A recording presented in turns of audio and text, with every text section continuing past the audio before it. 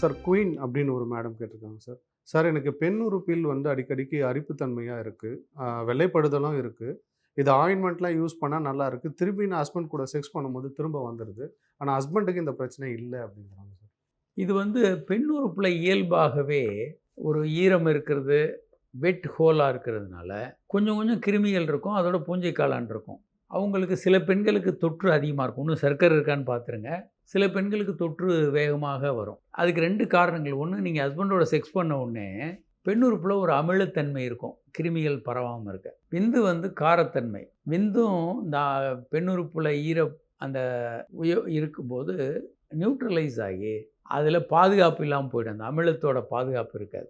உடனே பூஞ்சை காளான் வரலாம். மாதவிலக்குல ரத்தம் வரும் பெண் உறுப்பு வழியா. பெண் உறுப்புல அந்த அமிலம் இருக்கிறத அந்த ரத்தம் அத எடுத்துரும். அப்போதும் பூஞ்சை காளான் தொற்று வரலாம். பெண்களுக்கு இந்த பூஞ்சை காளான் தொற்று வருவது, சில நேரம் இன்ஃபெக்ஷன் வர்றது எல்லாம் ஓரளவுக்கு காமனான விஷயம் தான். பெரும்பாலான பெண்கள் அவ்வப்போது இதை எதிர்கொள்ள வேண்டியது இருக்கும். இதற்கான பூஞ்சை காளானுக்கு மருந்து, சில நேரம் ரொம்ப இன்ஃபெக்ஷன் இருந்தால் ஆன்டிபயோட்டிக்ஸு இதெல்லாம் மருத்துவர்கள் கொடுப்பாங்க.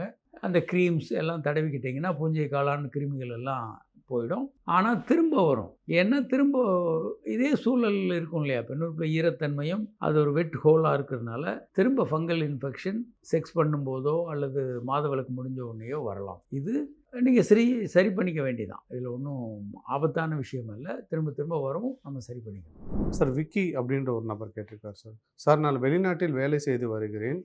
செக்ஸ் வந்து அவ்வளோ இல்ல. இப்போ அதனால வந்து ஏதாவது பிரச்சனை வருமா? ஆண் உறுப்பு சின்னதாயிடுமா அப்படின்னு கேட்குறாரு சார். செக்ஸ் பண்ணாததுனால எந்த பிரச்சனையும் வராதுங்க. செக்ஸ் பண்ணாததுனால ஆண் உறுப்பு சின்னதாயிரும், இல்லை வேறு ஏதாவது ஆகிடும்னு பயப்படாதீங்க. செக்ஸ் பண்ணுனா தப்புன்ற மாதிரி ஒரு கான்செப்ட் இருக்குது. நிறைய பண்ணக்கூடாது, சுய இன்பம் பண்ணக்கூடாது, இந்த மாதிரி தவறான நம்பிக்கைகள் இருக்குது. நீங்கள் இன்னொரு பக்கம் எதிர்முனையிலேருந்து பார்க்குறீங்க. செக்ஸ் பண்ணலைன்னா ஏதாவது பிரச்சனை வருமா? பொதுவாக அப்படி இல்லைங்க. செக்ஸ் நல்லது, ஹெல்த்தியானது, ஆரோக்கியமானது. அது பண்ணலைன்னா ஏதாவது வருமா? பொதுவாக அப்படியெல்லாம் ஒன்றும் யாருக்கும் வர்றதில்லை. ஆனால் நீங்கள் மனதளவில் செக்ஸுக்கு ரொம்ப ஏங்குறீங்க அப்படின்னா, சில நேரங்களில் ஒரு பதட்டம் வரலாம் உங்களுக்கு. செக்ஸே இல்லாமல் நீண்ட காலம் நீங்கள் இருக்கும்போது ஒரு மனப்பதட்டம் வரலாம். செக்ஸில் ஒரு ஆர்வம் வரலாம். சுய இன்பம் ஒரு மாற்றாக நீங்கள் பயன்படுத்த முடியும். சுய இன்பத்திற்கும் செக்ஸுக்கும் எந்த வித்தியாசமும் இல்லை. அதனால் தனிமையில் இருக்கிறவங்க சுய இன்பம் மாதிரி பண்ணிக்கலாம். ஒன்றும் தவறு இல்லை. ஸோ மிஸ்டர் இளங்கோவன் அப்படின்னு ஒருத்தர் கேட்டிருக்காரு சார். சார் எனக்கு பிறப்பிறப்பு ஹெச்பிவி மறு தொடையில் இருக்குது. நான் கல்யாணம் பண்ணிக்கலாமா அப்படின்னு கேட்குறாரு சார். ஹெச்பிவி அந்த இதை நீங்கள் ஒன்று லேசர் மூலமாக அதை அகற்றிக் கொள்ளலாம். பாலியல் மருத்துவர்கள், ஸ்கின் டாக்டர்ஸ் எல்லாம் அதை பண்ணுவாங்க. 2வது, அதற்கான தடுப்பூசிகளையும் நீங்கள் போட்டுக்கலாம். இதெல்லாம் முடிஞ்ச பிறகு நீங்கள் திருமணம் பண்ணிக்கலாம். ஒன்றும் பெரிய பிரச்சனை இருக்காது. வேறு நோய்கள் எதுவும் இருக்கான்னு ஒரு முறை செக் பண்ணிவிடுங்க. திருமணத்திற்கு முன்பாக வேறு பாலியல் ரீதியான நோய்களோ பிரச்சனைகளோ இருக்கான்னு பார்த்துருங்க. இருந்தால் அதெல்லாம் சரி பண்ணிக்கங்க.